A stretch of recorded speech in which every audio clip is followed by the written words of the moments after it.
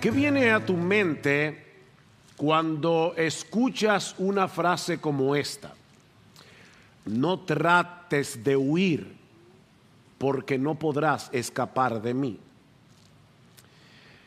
Probablemente te imaginas a un alguacil tenaz persiguiendo a un criminal para llevarlo ante la ley para ser juzgado. Puede que venga a tu mente la famosa novela de Víctor Hugo, Los Miserables, donde Jean Valjean es perseguido por el inspector Javert, que está obsesionado con atrapar a Valjean. Ahora, ¿qué tal si esta frase se la dice Dios a su pueblo?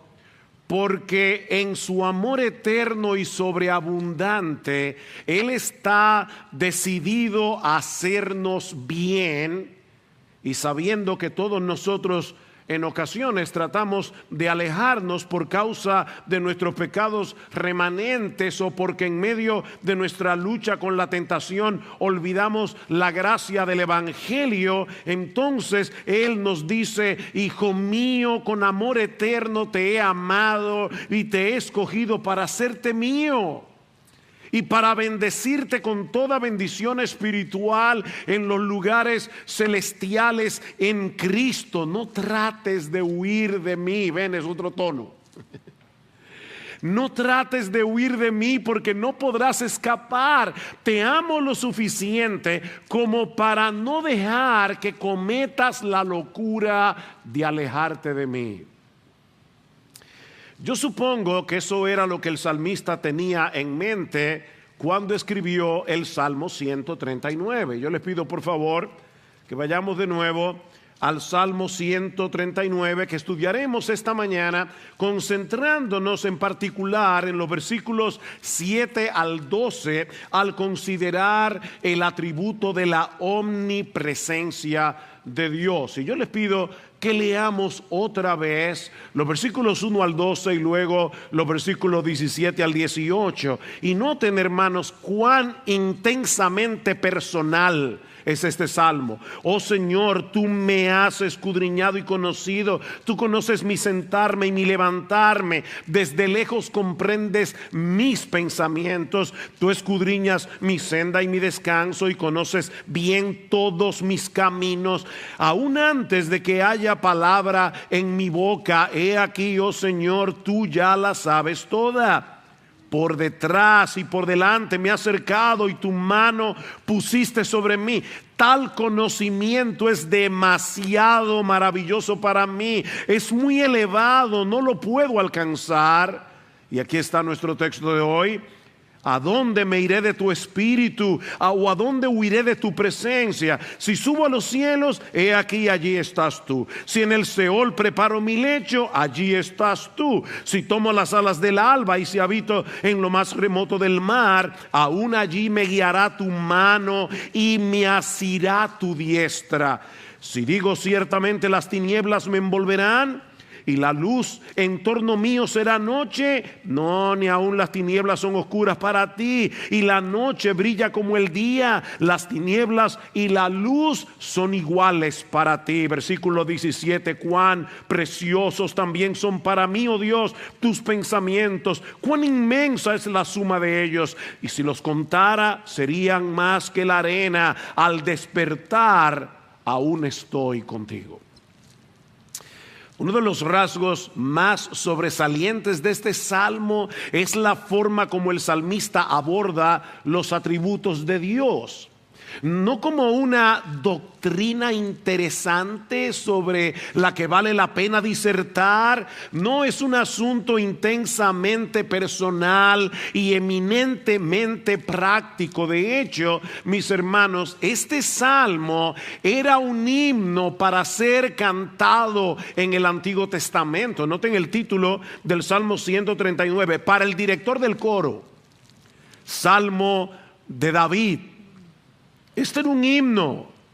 Sin embargo, al mismo tiempo, como los himnos que se cantaban en el Antiguo Testamento, es un tratado de teología aplicada. Lo que este hombre conocía de Dios tenía un impacto profundo, un impacto determinante en su vida cotidiana. Y eso es lo que yo espero que suceda en la mañana de hoy al considerar la doctrina de la omnipresencia de Dios a la luz de los versículos 7 al 12. Veamos entonces, en primer lugar, el alcance de la presencia de Dios. Versículo 7.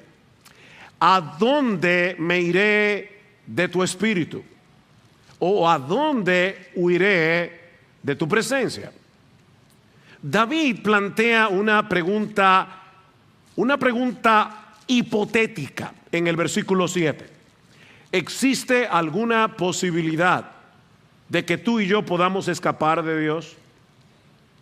¿Hay algún lugar en todo el universo creado en el que podamos escondernos de Él? Y obviamente la respuesta es un rotundo no, porque no existe ningún espacio en todo el universo en el que Dios no esté, y más allá del universo. Él no puede ser confinado, Él no puede ser limitado a ningún lugar, porque Él es inmenso. Los ingenieros que están aquí saben muy bien lo que significa la palabra mensura. Él es inmenso porque no puede ser medido. Él es inmedible.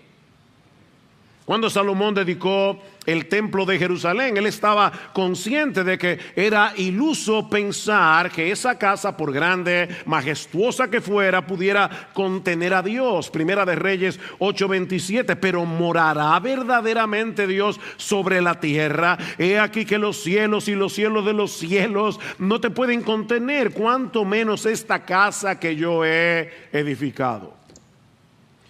Mis hermanos, ¿dónde mora Dios? ¿Dónde habita Dios? En su estilo característico de hacer teología, Agustín de Hipona, un teólogo del siglo IV, se pregunta: ¿dónde habitaba Dios antes de crear el cielo y la tierra y antes de crear a los creyentes? Respuesta: Él vivía en sí mismo. ¿Dónde habitaba Dios? Él vivía en sí mismo, o como lo dijo otro teólogo, Dios es su propio hogar. O sea, solo en la inmensidad de Dios puede habitar el Dios infinito. Ahora, cuando hablamos de la omnipresencia de Dios, y aquí les pido, niños, que pongan mucha atención a esto que yo voy a decir ahora. Cuando hablamos de la omnipresencia de Dios, lo que estamos diciendo no es únicamente que Dios sea tan y tan y tan grande que Él llena todo el espacio. Obviamente, Él es así de grande. Él lo llena todo. Pero al hablar de su omnipresencia, estamos afirmando algo mucho más sorprendente. La palabra latina omni, niño, cada vez que tú escuches la palabra omnipresencia, omnisciencia, omnipotencia, esa palabra latina significa todo. Omnipresencia. De manera que al decir que Dios es omnipresente, lo que estamos afirmando es que su presencia se encuentra en todo lugar a la vez. Dios está en todas partes simultáneamente al mismo tiempo. De ahí la pregunta del salmista en el versículo 7: ¿a dónde huiré de tu espíritu? ¿A dónde huiré de tu presencia? Esa palabra hebrea, como hemos dicho ya, significa cara. ¿A dónde me iré de tu cara? Yo estoy aquí en el púlpito predicando la palabra y mi voz a través de estos mecanismos, ¿verdad?, está llenando todo este espacio. Pero yo sigo aquí y solo puedo estar consciente de lo que veo con mis ojos y en un sentido, en un grado menor de lo que yo puedo escuchar con mis oídos. Si algo pasa aquí detrás, yo voy a estar consciente de lo que está pasando hasta cierto punto, aunque no sé lo que está pasando. Pero ese no es el caso de Dios. Mis hermanos, recuerden lo que veíamos la semana pasada. Todo lo que hay en Dios es Dios, porque Él no está compuesto de partes. Y por lo tanto, donde quiera que Él está allí con todo su ser, con toda su esencia, con todos sus atributos. O sea, vuelvo y repito, no es que Dios es tan y tan y tan y tan grande que lo llena todo. Él es tan y tan y tan grande que lo llena todo. Pero lo que significa la omnipresencia es que en todo lugar está todo Dios con todo su ser y con todos sus atributos al mismo tiempo. Jeremías 23:23. ¿Soy yo un Dios de cerca?, declara el Señor, y no un Dios de lejos. ¿Podrá alguno esconderse en escondites de modo que yo no lo vea?, declara el Señor. ¿No lleno yo los cielos y la tierra?, declara el Señor. Ustedes recuerdan lo que hicieron Adán y Eva cuando pecaron contra Dios y oyeron su voz en el huerto. Dice la Escritura que trataron de esconderse de Dios. Génesis capítulo 3, versículo 8. Pero eso es tan absurdo como lo que, bueno, yo no sé tú, pero yo, lo que muchos de nosotros tal vez hacíamos cuando éramos niños y estábamos acostados y sentíamos miedo y entonces nos cubríamos con la sábana. Tremenda protección. La sábana no era precisamente el mejor escondite. Niños, óyame, ese no es el mejor escondite en caso de que entre un ladrón. Bueno, pues así de absurdo es pensar que nosotros podemos huir de Dios, porque Él no solo trasciende el espacio, sino que está presente con todo su ser, en todo lugar, al mismo tiempo. Omnipresente. ¿Ven? No es solo inmenso, es omnipresente. Y eso es lo que el salmista está resaltando aquí a través de una serie de contrastes. Versículo 8: si subo a los cielos, he aquí, allí estás tú. Y si en el Seol preparo mi lecho, allí estás tú. O sea, en un intento de escape vertical, yo puedo tratar de subir hasta lo más alto o puedo tratar de descender a lo más bajo, pero eso es completamente inútil porque Dios está en los dos extremos y en todo lo que hay en el medio. ¿Ven cómo repite dos veces? Allí estás tú, allí estás tú. O yo puedo intentar un escape a nivel horizontal, no solo vertical, pero el resultado sería el mismo. Versículo 9: si tomo las alas del alba y si habito en lo más remoto del mar, aún allí me guiará tu mano y me asirá tu diestra. ¿Por dónde se levanta el sol? Se levanta por el este. Y desde la perspectiva de Israel, si ustedes tienen el mapa en su cabeza, el mar Mediterráneo, que es el mar al que alude el salmista, aquí se encuentra en el oeste. De manera que si fuera posible huir con la rapidez de la luz, dice el salmista, a cualquiera de los dos extremos, al este o al oeste, sería completamente inútil. Ahora, obviamente, seguramente David no sabía que la luz se desplaza en el vacío a 300,000 kilómetros por hora. Él no sabía eso. Pero él sí sabía que ningún objeto conocido se mueve más rápido que la luz. Cuando llegan los primeros rayos de la aurora, inmediatamente todo el horizonte se llena de luz, desde un extremo hasta el otro, con una velocidad asombrosa. Bueno, mis hermanos, David está diciendo, si aún fuera posible subirse en uno de esos rayos de luz y tratar de huir lo más lejos posible en el horizonte, ni aún así podría salir del alcance de la mano de Dios. Y esa fue la lección que Jonás aprendió a la mala cuando quiso evadir la encomienda de ir a predicar a Nínive y se embarcó para dirigirse ¿a dónde? Al extremo opuesto, a Tarsis, probablemente a las costas de España. Pero allí en ese barco en medio del Mediterráneo, Jonás se encontró cara a cara con el Dios omnipresente.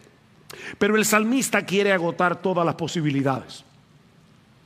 Así que se pregunta si acaso podríamos ocultarnos de Dios bajo el manto de la oscuridad y de la noche. Versículo 11. Si digo ciertamente las tinieblas me envolverán y la luz en torno mío será noche, ni aun las tinieblas son oscuras para ti y la noche brilla como el día. Las tinieblas y la luz son iguales para ti. Todo intento de escapar es inútil porque Él no solo trasciende el espacio, Él también trasciende la luz y las tinieblas. Si pudieras esconderte en el lugar más oscuro del mundo, el Dios omnipresente y omnisciente te vería y te escudriñaría como si estuvieras en el Estadio Quisqueya y mucho más. En el lugar más iluminado del planeta. Dice el salmista en el Salmo 98, oigan esto, has puesto nuestras iniquidades delante de ti, nuestros pecados secretos a la luz de tu presencia. Nuestros pecados secretos a la luz de tu presencia. Es imposible escapar de la presencia de Dios porque en Él vivimos, nos movemos y existimos. Le dijo Pablo a los atenienses en Hechos 17:28. Y el autor de la carta a los Hebreos dice en Hebreos 4:13 que no hay cosa creada oculta a su vista, sino que todas las cosas están al descubierto y desnudas ante los ojos de aquel a quien tenemos que dar cuenta. Como dice C.S. Lewis, podemos ignorar la presencia de Dios, pero no podemos evadirla en ninguna parte, porque el mundo está lleno de Él. Y me encantó esta última línea: Él anda por todas partes de incógnito. Tú no lo ves, pero Él está ahí. Él anda por todas partes de incógnito. Ahora, si somos creyentes, mis hermanos, ese intento de escapar es innecesario. Porque ese Dios omnisciente, omnipresente, nos ha lavado de todos nuestros pecados, nos ha cubierto con la sangre de su Hijo y ahora es nuestro Padre por causa de nuestra unión con Cristo. Todos los que hemos sido perdonados y reconciliados en Él no tenemos motivos para vivir aterrorizados, sin temor reverente, pero no para vivir aterrorizados por el hecho de vivir en la presencia de Dios. Pensemos por un momento en una pareja de esposos. Y claro, hermanos, siempre recuerden que cuando traemos una ilustración, ninguna cosa ilustrada ilustra perfectamente la cosa misma, ¿verdad? Pero aquí tenemos a una pareja que se aman entre sí. Y seguramente porque se aman, ellos quieren pasar tiempo juntos. No me imagino a un esposo, ¿verdad?, que ama profundamente y genuinamente a su esposa pensando: qué fastidio con esta mujer. Quiere estar pegada de mí todo el tiempo y cuando la tengo a mi lado, entonces no puedo libremente mirar a otras mujeres. ¿Qué problema? ¿Se imaginan eso? Bueno, así de absurdo sería si alguien que profesa conocer al Dios lleno de gracia, lleno de bondad, que en Cristo ha venido a ser nuestro Padre, y aún así quiere mantenerlo lejos o a una distancia prudente para pecar tranquilo. Para el creyente no existe un privilegio más grande ni un consuelo más profundo que el hecho de saber que estamos en la presencia de Dios. Estemos donde estemos, la mano de Dios nos guía, la mano de Dios nos sostiene, como dice David en el Salmo 139. Y en el Salmo 16, David dice que en la presencia de Dios hay plenitud de gozo, delicias a su diestra para siempre. Es el incrédulo el que sí tiene razones de sobra para vivir aterrado ante la presencia de Dios. Porque si bien es cierto que Dios está completamente presente en todo lugar con todos sus atributos, eso no significa que su presencia se manifieste de la misma manera en todo lugar y circunstancia. Lo que nos lleva a nuestro segundo encabezado. Ya vimos el alcance de la presencia de Dios. Veamos ahora en segundo lugar las manifestaciones de la presencia de Dios. Las manifestaciones diversas de la presencia de Dios. Todo Dios está en todo lugar, pero obrando de diversas maneras. Y yo puedo poner una ilustración aquí. Vamos a suponer que nosotros tenemos un padre humano trabajando desde su casa en su computadora. Pero al mismo tiempo la esposa salió y le pidió que vigilara al bebé. Así que él está trabajando en la computadora y al mismo tiempo velando por su bebé de 1 año que está durmiendo en la cuna, y al mismo tiempo pendiente del teléfono porque en cualquier momento su esposa lo va a llamar para decirle que ya terminó su diligencia y que la vaya a buscar. Fíjense, este papá como empleado está presente en ese lugar trabajando. Como padre está presente cuidando a su bebé. Y como esposo está presente pendiente de su esposa. Pero es un solo hombre. Bueno, eso es un ejemplo humano, ¿verdad? En un sentido infinito, Dios está presente en todo lugar, pero haciendo un montón de cosas a la vez, y algunas de ellas muy diferentes entre sí. Es por eso que el teólogo Wayne Grudem nos dice que si bien es cierto que Dios está presente en todo punto en el espacio con todo su ser, sin embargo Dios actúa en formas diferentes en diferentes lugares. En ese sentido podríamos decir, sintetizando esto al máximo, que la presencia de Dios se manifiesta de 3 maneras: sustentando su creación, juzgando y castigando a los impíos y bendiciendo a los suyos con toda bendición espiritual. Dios está haciendo eso, todo eso al mismo tiempo, en todo lugar. Primero, Dios está presente en todo lugar, en todo el espacio que te puedas imaginar, sustentando su creación. Todas las cosas creadas se mantienen existiendo y funcionando porque Dios está allí.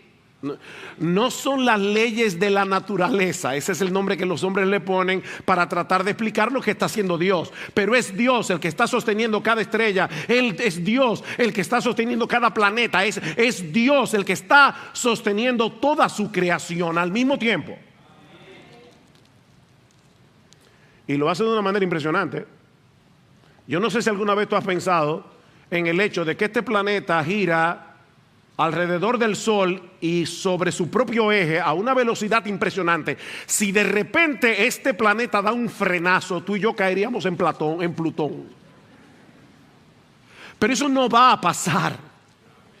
Eso no va a pasar porque Dios está cuidando su creación. Dicen Colosenses 1:17 que es por medio de Cristo que todas las cosas se mantienen cohesionadas, literalmente, o formando un todo coherente.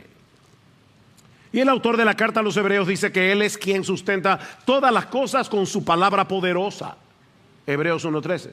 Pero la Biblia también nos enseña que Dios está presente en todo lugar por medio de su autoridad y su justicia para juzgar y castigar al malo conforme a sus obras.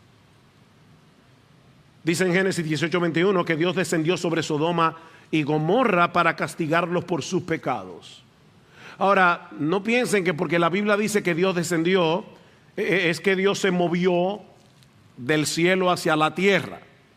No, eso es lo que se conoce como un lenguaje antropomórfico. Antropos, hombre, mórfico, forma de, o sea, es la forma como Dios habla, el lenguaje que Dios usa para que tú y yo, que somos seres humanos limitados, podamos entenderlo. Lo que esto quiere decir es que el Dios omnipresente había decidido traer sus justos juicios sobre Sodoma y Gomorra por causa de su maldad. Él siempre estuvo allí, pero en ese momento Él decidió juzgar a la ciudad y castigarlos por sus pecados. Así que Dios no se mueve del lugar, pero su juicio desciende en ocasiones para destruir al malo. Dice en Isaías 59:2 de Israel que sus iniquidades habían hecho separación entre vosotros y vuestro Dios, y vuestros pecados le han hecho esconder su rostro de vosotros para no escucharos. ¿Se dan cuenta, hermano, que no se trata de una distancia física la que Dios recorre? Es una distancia relacional. Separados en una distancia relacional. Hace unos años estaba dándole consejería a un par de esposos y ellos no estaban bien. Estaba uno sentado en un extremo del sofá, el otro en el otro extremo del sofá.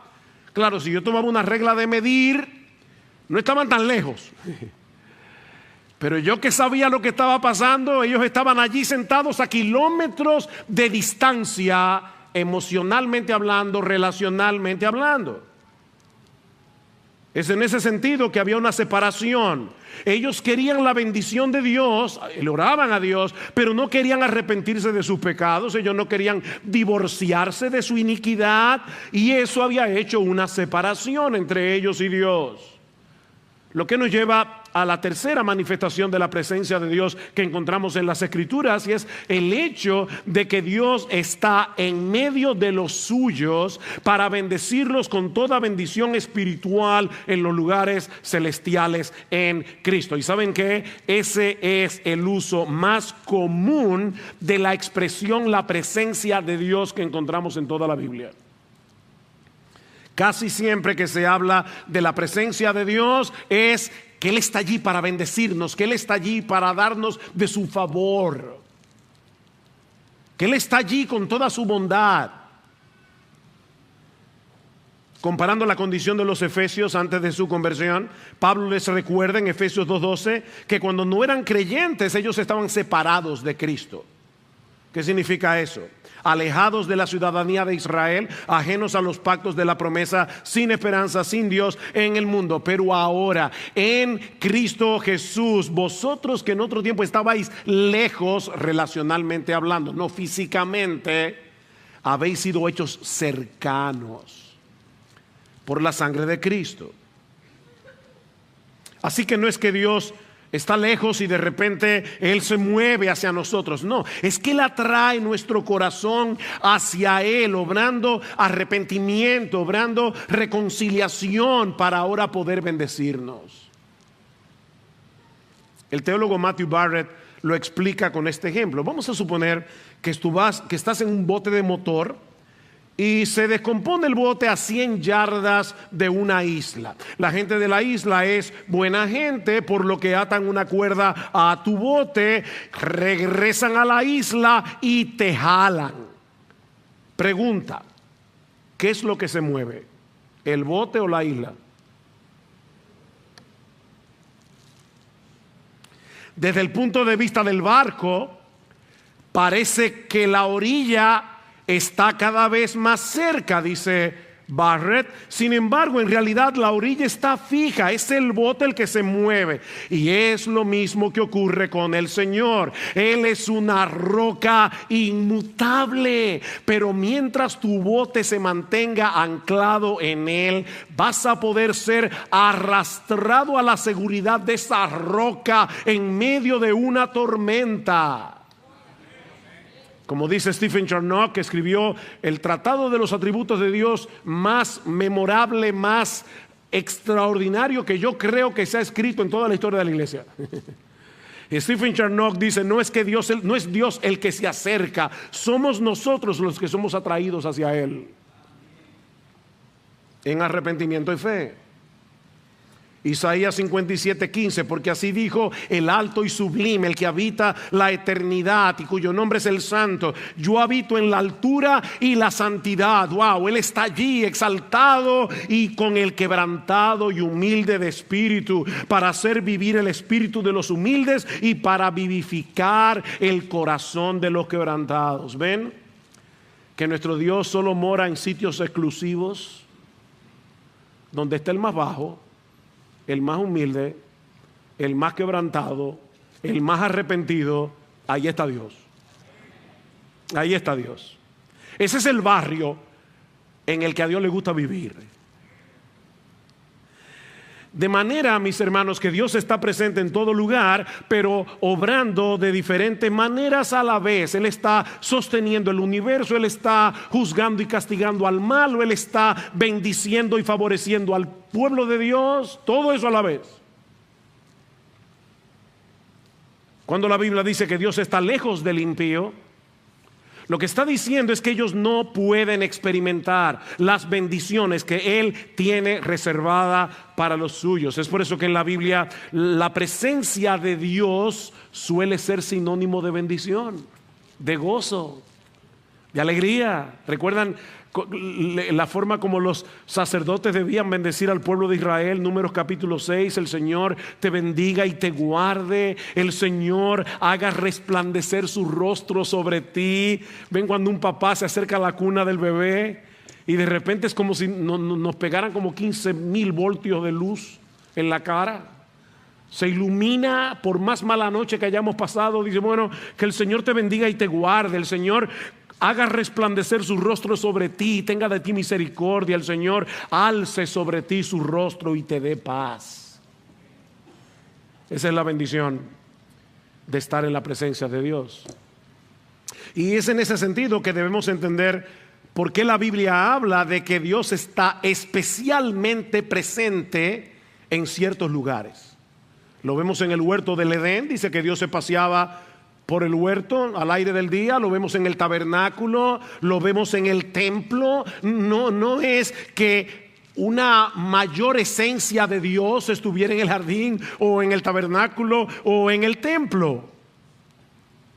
Pero Dios venía a bendecir a su pueblo en esos lugares de una forma especial, al revelar su carácter por medio de su adoración y por medio de su palabra. Y todo esto, el huerto, el tabernáculo, el templo, no era más que un anticipo de lo que habría de suceder en Cristo y por causa de su obra.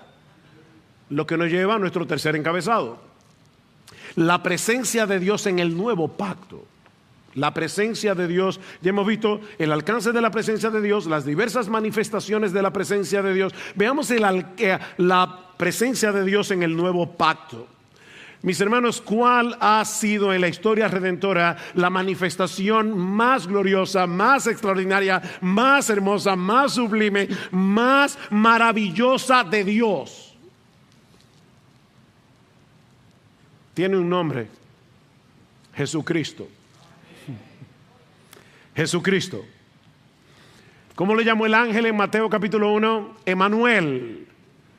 Emmanuel, Dios con nosotros. A través del Antiguo Testamento, Dios había hecho una serie de pactos con su pueblo, promesas a las que Dios le había añadido juramento. Eso es un pacto. ¿Y cuál era, mis hermanos amados, la promesa esencial de todos esos pactos? Yo seré vuestro Dios, ustedes serán mi pueblo. Pero la versión que más me gusta, si se puede decir alguna, ¿verdad?, que me guste más que otra, es la de Levítico 26, capítulo 12. Andaré entre vosotros y seré vuestro Dios y vosotros seréis mi pueblo. Mis hermanos, ¿a qué le suenan estas palabras? Andaré entre vosotros, a la introducción del Evangelio de Juan.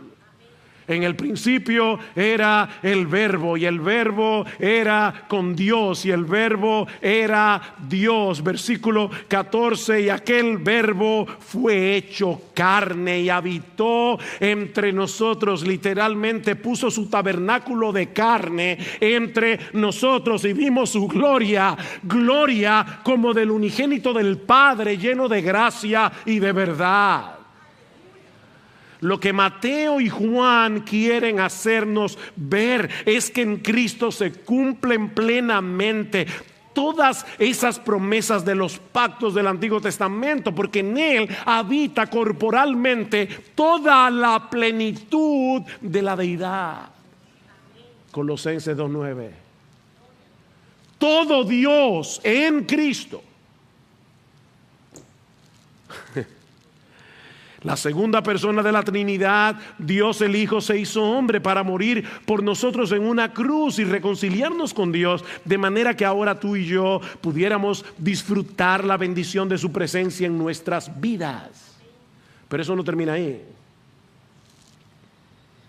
Cristo ascendió a los cielos después de su muerte y de su resurrección.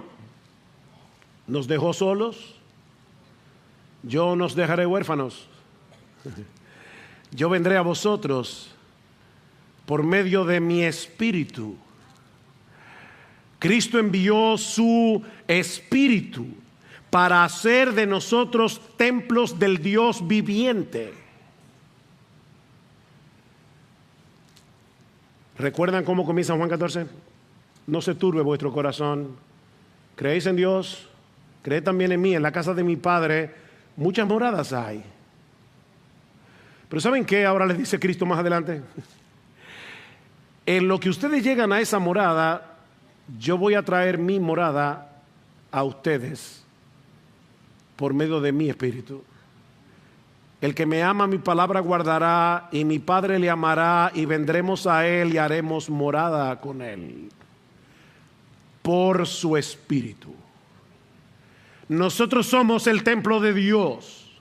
Su morada está en nosotros por su espíritu, mientras aguardamos con expectativa el cumplimiento de Apocalipsis 21:3. He aquí el tabernáculo de Dios con los hombres, y Él morará con ellos, y ellos serán su pueblo, y Dios mismo estará con ellos como su Dios. Enjugará Dios toda lágrima de los ojos de ellos, y ya no habrá muerte, ni habrá más llanto, ni clamor, ni dolor.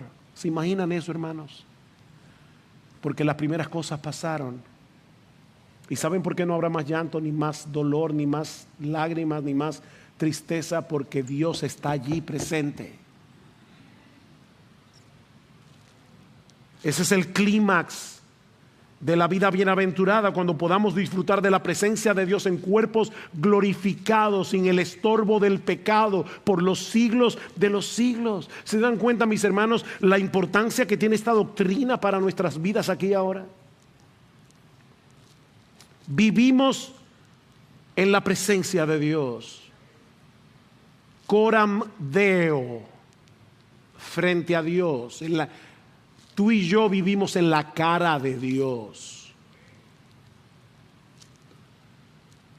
Y eso tiene enormes implicaciones. Lo que nos lleva a nuestro último encabezado, y que veremos mucho más brevemente: las aplicaciones prácticas de la presencia de Dios. En primer lugar, mis hermanos, esta doctrina es fundamental para nuestra lucha contra el pecado y para nuestro crecimiento en santidad. Recordar que tú y yo vivimos en la presencia de un Dios 3 veces santo será un poderoso incentivo para decirle que no al pecado, para decirle que no a las tentaciones. Todo lo que hacemos, no solo lo hacemos en la cara de Dios, sino teniendo a Dios morando en nuestro corazón si somos cristianos.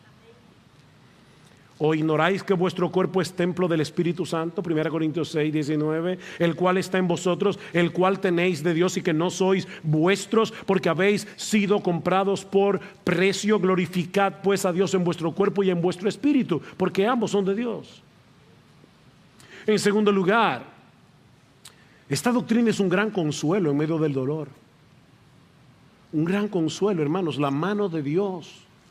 La mano de Dios está sobre nosotros en todo momento y circunstancia, pero de manera particular en medio del sufrimiento. Claman los justos y el Señor los oye.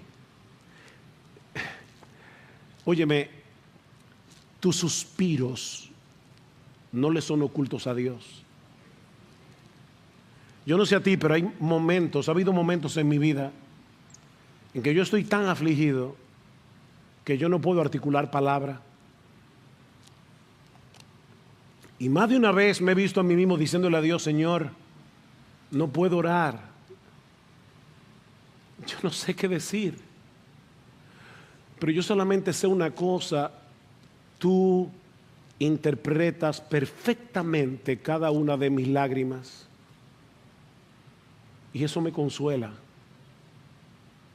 Claman los justos y el Señor los oye y los libra de todas sus angustias. Y ahora escuchen: cercano está el Señor a los quebrantados de corazón y salva a los abatidos de espíritu. Su presencia está con aquellos que claman a Él en medio del dolor para venir a consolarlos y fortalecerlo. Piensa por un momento en el ejemplo de José, vendido por sus hermanos, encarcelado injustamente. Alguien ha dicho: pocos lugares podían ser más angustiantes que una prisión en Egipto, pero el Señor estaba con José. Génesis 39:21. Ahí en esa prisión el Señor estaba con José. En tercer lugar, esta doctrina debe ser un incentivo para tener comunión continua con Dios y para depender continuamente de Él en oración. Mis hermanos, Él ha prometido estar con nosotros todos los días hasta el fin del mundo, sobre todo cuando estamos cumpliendo con la encomienda de hacer discípulos. Él está allí ayudándote, no estás solo. Mi hermano, mi hermana, aprovecha esta promesa de Cristo para mantenerte en una continua y deleitosa comunión con Él. En medio de las cosas más sublimes, en medio de las cosas más cotidianas. En cuarto lugar, la omnipresencia de Dios debe ayudar a los creyentes a luchar con el temor. Todos nosotros tenemos que luchar con el temor en diferentes circunstancias. ¿Qué va a pasar si ocurre esto, si ocurre aquello? Dice alguien: donde quiera que las pruebas te encuentren, escucha su promesa. No temas, porque yo estoy contigo. No desmayes, porque yo soy tu Dios que te esfuerzo. Siempre te ayudaré, siempre te sustentaré con la diestra de mi justicia. En quinto lugar, el hecho de que Dios manifieste su presencia especial en medio de su adoración y de su palabra debería traernos con expectativa a adorarle cada domingo. Cada domingo la iglesia, mis hermanos, la iglesia congregada, no este techo, no estas paredes, la iglesia, piedras vivas, la iglesia congregada es la casa del Dios viviente, dice Pablo en 1 Timoteo capítulo 3 versículo 15. Y por si acaso no es que haya más esencia de Dios en este lugar que la que hay allá afuera. No, todo Dios está en todo lugar, con todo su ser, con todos sus atributos al mismo tiempo.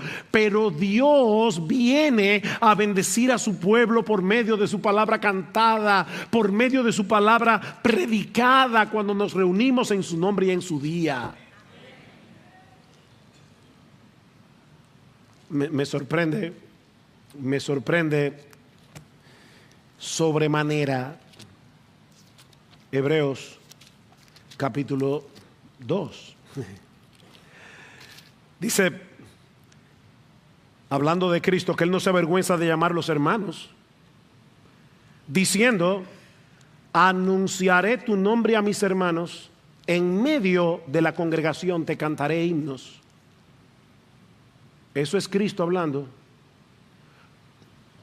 ¿Tú sabías que cuando ahorita estábamos cantando, Cristo estaba aquí cantando contigo y conmigo?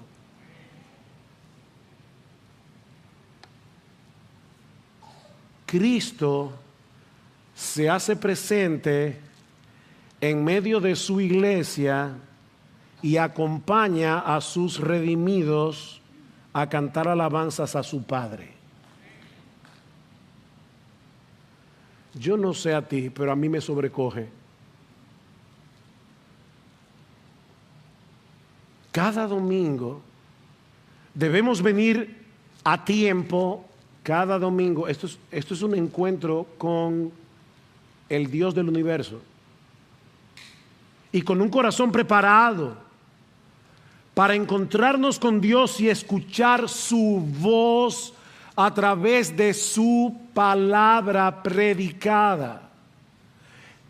¿Saben lo que dice Cristo? El que a vosotros oye, a mí me oye. Cuando la palabra de Dios es fielmente predicada, nosotros estamos escuchando la voz de Dios. Este no es el momento para mirar el celular, este no es el momento para estar pensando en las cuentas que tengo que pagar a partir de mañana, ni la diligencia que tengo pendiente. Mis hermanos amados, nosotros tenemos que pedirle al Señor en oración: por favor, Dios, hazme consciente de que yo voy a un lugar donde tu presencia descenderá como en el monte Sinaí. Aunque yo no escuche la trompeta, aunque yo no vea la tierra temblando, aunque yo no vea el humo, Dios está aquí en este lugar.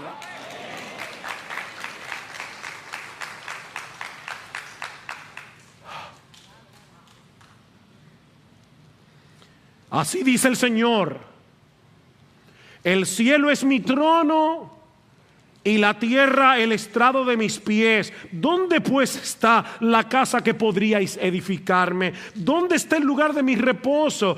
Todo esto lo hizo mi mano, y fue así que todas estas cosas llegaron a ser, declara el Señor. Pero ¿saben qué? A este miraré, al que es humilde y contrito de espíritu y que tiembla ante mi palabra.